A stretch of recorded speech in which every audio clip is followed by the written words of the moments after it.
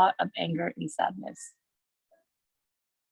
When I burst into tears, my father would shout at me to stop crying because no one is dead. Save your tears for when I die. When I told my mom of my suicidal thoughts, her first response was, "How could you be so selfish?" Because my family and I didn't know there were illnesses called depression and anxiety, I battled with the pressures of being a perfectionist in school, paranoid that everyone was out to sabotage me and that I had to do the same to survive. I was constantly on edge because I was taught that a moment without worry was a moment wasted in idleness. I accepted that I would never be happy, and that's just the way life was. My parents, like many others, came into parenthood with their own wounds and no knowledge of how to deal with them. Raised by neglectful, physically and emotionally abusive parents, my parents had scars they dare not uncover even for themselves to see. No one had ever taught them how to address those traumas and to avoid repeating them when parenting their own children. I'm going to gently point out in the corner, you see something called a teaching point. We're going to talk about that later in this presentation, but just wanting to highlight that. For example, when my grandmother, the woman who single-handedly raised my mom and her three sisters, died, my mom did not process her death and instead simply got on with her life, which at the time meant raising my younger brother.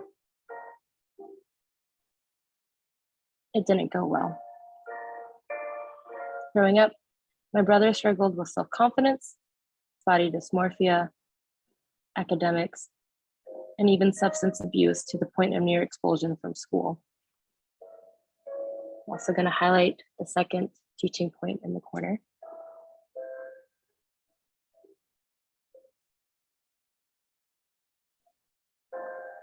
My family had to learn the hard way that what we don't heal, we repeat.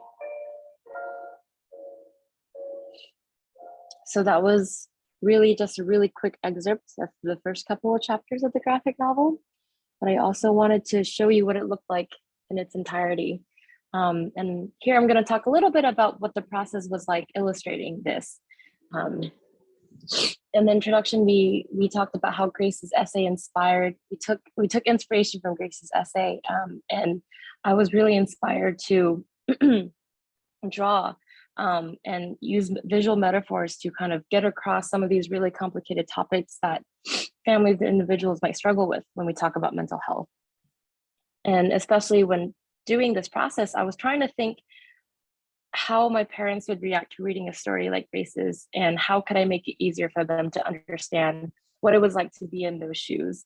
So we have some visuals that came to my mind when I was illustrating this process. So, for example, I really decided to draw a dragon to represent these ideas of depression and anxiety, because her story really talks about how isolating it was and how she really felt like she had no other option but to face these on her own. And in the end, she didn't have any support. And for trying to talk about these issues with my parents or people who might not be familiar with mental health, I really wanted to create a very strong image of what it might be like a battle, or this very fearsome monster, which is why I decided to illustrate that, because your words carried such a strong sense of power and intimidation. Other images that I kind of thought of when I first read her story was this idea of her parents never having the ability to talk about what had happened to them in the past, and as a result they had to keep all that inside of them, and their inner children never got a chance to grow up and got a chance to interact with their adult selves, which is why you see the picture of the children trapped in the bird cages of the portraits of their adult selves. And lastly, I wanted to figure out a way to represent emotional experience or trauma And I went with this idea of scars that you see in hands. And if you read more through the graphic novel, you'll get a sense of where you see these scars and where you don't see these scars, and how does that reflect the relationship between the child and the parent. So I really wanted to use art and visuals as a way to be another platform to get people to understand or empathize with the main character about her struggles with mental health. And I think art has a very powerful way of doing that, which is why we decided to create a graphic novel in order to see if we could reach more people and help more people who might be going through this alone. So these last couple of sections are going to be an overview of teaching points. So when we created this graphic novel based off of Grace's essay, we not only wanted to create a visual story, but we also wanted to embed a teaching and educational aspect to it. So with the help of Dr. Yen, who's in the audience with us, she helped us create these teaching points of, they range anywhere from definitions like you see here, to teaching concepts and like frameworks to understand parent-child relationships, as well as takeaway points for both children and parents. So when they read the entire story and get to the very end of the graphic novel, they could have this formal education aspect if they wanted to engage with it, to kind of use the story as an educational tool to learn from it. So there are definitions like intergenerational trauma, ACEs, frameworks about parenting, and like I said, takeaway points. And if you remember when I pointed them out at the very corner of the story that we just read, the teaching points really try to use aspects of the story to teach these points. So like ACEs and intergenerational trauma. So for the last part of our conversation, plus with the Q&A, I wanted to invite both Grace and Dr. Eunice Yuan, who's in the audience with us, to come share their thoughts about this journey that we all took together. This is an amazing collaboration between Grace and I and Dr. Eunice Yuan. And it was really interesting to have the three different perspectives of, you know, a child and adolescent psychiatrist, which is who Dr. Yuan is, Grace, who kind of comes from this perspective of a patient, and me, who come from this perspective like a medical training. So I will end my share screen so we can all see each other. But yes, please welcome and any thoughts that you guys might have. Yeah, thank you, Nealie, and thank you so much, everyone, for joining us. Like, I know we have a similar presentation like this for several times, but again, like every time when we read and hear, and plus the visualization of what the amazing graphic novel, like every time have a special layers of reflection. I think like Nealie was talking about, like the three of us, Nealie, Grace, and myself, like really have a very unique presentation here, right? Like about our identity, and also kind of reflect to what today's conference is about, the AAPI minority women who have this identity. And like, I think we contribute, like present ourselves and put into different perspective into this work. For myself, I am a mother. I am also an immigrant and minority woman in academic medicine. And many of this perspective kind of, I see many of this presentation in Grace's story. Like I might have experience of what Grace's mother or parents like who may experience as an immigrant, acculturated stress, and how may that shape into how I see and think and react in defining the identity of who am I, and also eventually become a parent of my Asian American sons. And so I think that all this journey is really reflecting to me, and like kind of what shaped me to become very interested in AAPI mental health. And I think like my role in this work would be like what Nealie was talking about, using a really artistic, creative way to address some of this important psychological concept into something they feel like safe enough, with a safe holding space for AAPI community, family to learn about, to accept, and to how to make it become a practical real life scenario in them. So like anything want to add on, Grace and Nealie, for this wonderful work?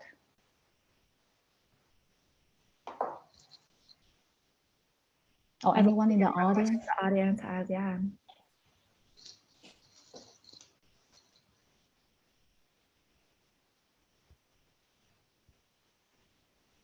Yeah, so one of the questions that I was sent was, who is the illustrator of this amazing graphic novel? I want to make sure we give credit. Yeah, no, that's a great question. And so I'll more kind of talk about our roles that we had. We're all amazing collaborators. So Grace was the lovely author of the essay that this entire story is based off of. And like Grace was saying, we both kind of met almost serendipitously and realized we both had interest in mental health. And I'm the artist of Healing the Whole Family. And we realized that we could join forces together and translate her essay into this graphic novel. And so with the help of Dr. Yen, who helped give us these like clinical insights and clinical pearls, like what people could take away from a graphic novel intervention, which is what we're hoping this could be. We created this graphic novel that is something that is both sharing a very personal and relatable story, as well as something that families and individuals can use to learn from.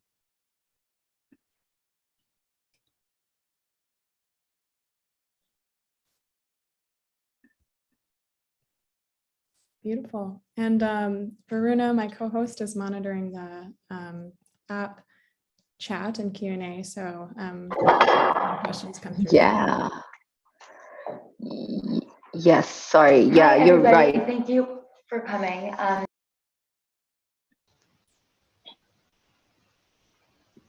Wouldn't be a virtual conference without technical difficulties.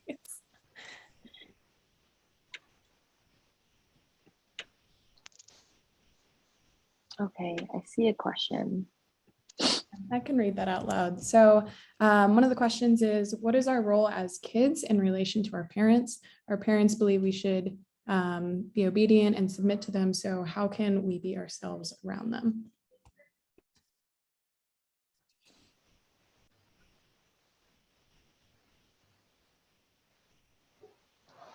Eunice, did you want to speak? It looks like you're highlighted. Okay, what is our role as kids in relation to our parents?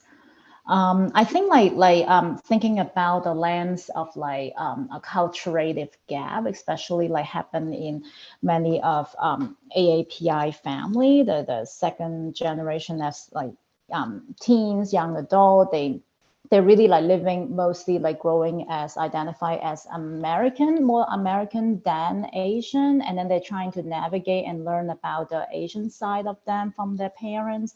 And so sometimes like it really like struggle with a lot of cross-cultural, cross-generational challenges per se. And I think like it is a two-way communication that on one hand, we sometimes like clinically, we help family like this to understand what are some challenges, like what are some cultural contextual concept, for example, that illustrated in the novel, that like one of the concept like filial piety or like the concept of stoicism. Some of this like really hard to for a second generation as the teen, as the young adult to understand, and how helping the teens to understand this concept will be able to help the teens to understand where the parents come from. So it is anything to add, Grace? I know like this is a beautiful story that's shared from your own, like anything from your life experience can share some of this. Yeah, I think it's also a matter of your life stage, right? Obviously, as a child still living under your parents' roof, it's a very different experience than if you're an adult child learning to redefine the relationship with your parents. I think something I've learned from personal experience is that it takes very many conversations, right? And some of them can be emotional, some of them can be aggravating. And I think it's just trusting that you have enough of a relationship to continue those conversations, right? Because why would you suffer through these conversations if it didn't matter to you, and they wouldn't be here if it didn't matter to them. And so I think ultimately is recognizing that mutual yearning for connection underneath, even with all the other stuff that's layered on top, and seeing past that into that yearning, I think can bring you together into that conversation. And so I think it's just remembering it's a journey and it's a long process, but you're here for a reason. Great. And then we had another question. Oh, sorry. I'm able to unmute. Yeah. Okay. Thank you so much for that amazing presentation. I'm one of the coaches. My name is Verna, and I had seen your session submission, and I was like, green light all the way through the end. Doesn't even need to go through any other rounds. So really fabulous and unique. Yeah, please. I mean, keep it coming. We'd love to see this kind of content. So I do have a question as well as someone who identifies as South Asian, and with the increase in anti-Asian hate crimes and API violence, and it also being the intersection. This May, by the way, is Asian American and Pacific Islander Heritage Month, and it is also Mental Health Awareness Month. And I really wanted to ask, one of the questions I had was, what do you think, and can you speak to the intersections, moving forward between art, mental health, and anti-Asian hate? And I feel like, with what we see, and this may be a little bit of like a niche or complex question, but someone who is creative as well and has anxiety and is Asian. So like I have like multiple identities. So I just wanted, to see if we could like talk about those intersections. Yes. Oh my gosh, it's like my favorite topic ever. Like I mentioned before, like I'm a medical student, public health student, but I also considered myself an artist. My mom was an artist. And it's like for me, like I noticed this connection between art and well-being when I was little. Like it was watching my mom paint. And if she was angry or happy or whatever emotion she was feeling, she would paint. And I could see like how painting, either like complemented the happiness, or it helped her become less angry. Like it really was this like conduit for her emotions. And I, from a young kid, was like, oh, this is amazing. And when I got to medical school, I like really missed the humanities. I was a history major, and my first real, I think, like connection with someone was talking about art and graphic medicine, like in this clinical context. So I am really, really interested in this intersection between arts and medicine. I'm actually, for my master's of public health degree, I'm focusing on health communications in this field called graphic medicine. If you guys have heard of it at all, it's basically a field that takes comics, graphic novels, and any forms of visual storytelling to either help communicate health experiences or to disseminate health information. And it's this really rich field that is truly, I think, the intersection of medicine and science and public health and the arts and humanities. Because I think for medicine and for the healthcare field in general, we deal with such personal topics, especially in mental health.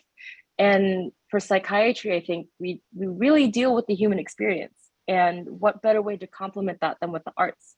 I feel like a lot of artists come into doing their work trying to represent the human experience in some way.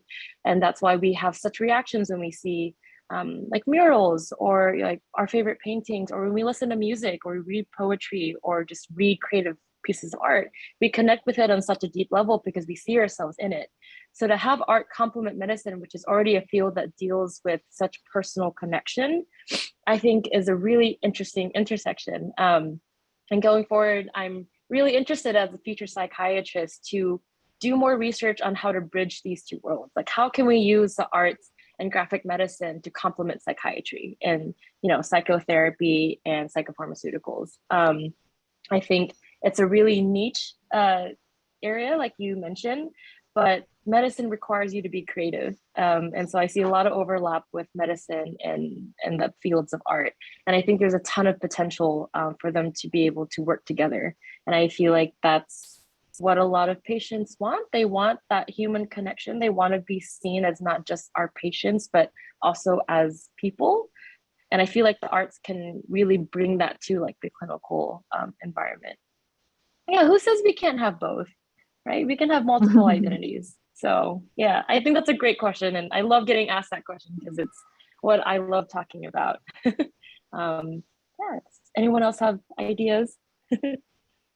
Yeah, I guess I also piggyback on that point too, like having art and really like creating a very unique medium, especially like talking about mental health, how stigmatized it could be for mental health, especially for a minority population, and having that art special medium. It feels like it is one way, it is a playful way and a non-defensive way to start the difficult conversation, and in a playful way, so people feel safe enough to really like disinhibit the suppressed feeling like that is so hard to put into words and emotion, and share that with our family. So I think it is a really culturally oriented way and family oriented way to present and to discuss and start this conversation, start this like one of the many conversations that could have in AAPI family. Yeah. Yeah, and I Yeah, think well, sorry. sorry. I was gonna say, I'll just add that Nealie and I have also talked about the potential for expanding this, right? Obviously, this version of the graphic novel is written from the child's perspective, but we thought we would do a next edition where it's from the parent's perspective, right? And so I think to both Nealie and Eunice's point of using this as a medium to start conversations, I think having both perspectives would sort of complete this conversation starter. So yeah, that's another point. Yeah, I mean, I always love seeing women of color rock these spaces, because I often cry, not cry, but I often have opinions about how a lot of what we learn in medicine, and also being a doctor myself, like a lot of what we learn about is, in white patients, and the anatomy that we read is in white patients. And even just like pop culture itself, when we think about mental health illness, like our families say, you're not depressed, there's nothing wrong with you, like that's more of white people. So but I really appreciate, you creating something that's permanent on paper, that can be circulated and lives on forever. So from my end, I'm so honored to be co-hosting and moderating this chat. So thank you for everything. Your words are so kind. Thank you. We appreciate it. And honestly, it's really validating, I think, to have this work be entered in these academic spaces as well. I know a huge issue for comics and graphic novels is a lot of people think that, they're silly, they're not academic enough. Like they're not, why would adults read this? It's for kids. But I think with this work and with graphic medicine as a field, like it doesn't matter your age range. Like arts can be a way to connect with people. And if it works for you, then that's amazing. It can really enhance your experience. So like we want to say thank you so much for allowing us to have this space to share, even amidst the Zoom difficulties. So we I really must apologize again. Well, like all of us are in the same room, and like that, there are multiple sessions happening, and it's been a riot. Great. Well, that's the end of our session today. But I just wanted to again say thank you so much all for coming and talking. That was wonderful. And where, besides the WOVA app, is there any way that folks can reach you that you would prefer if they have follow-up questions or comments? Yes, of course. I've dropped basically our contact info there. This is my email, so please feel free to email me. And then Cherish, which is Grace's company, I have the QR code for that. And then Chat Together, which we actually have another presentation later today. It'll link you to like what our organization does. But we love having people like reach out to us, and we love collaboration too. So please feel free to email us, and like we'll be in touch. So thank you so much for coming, guys, and have a great rest of the conference and a good weekend.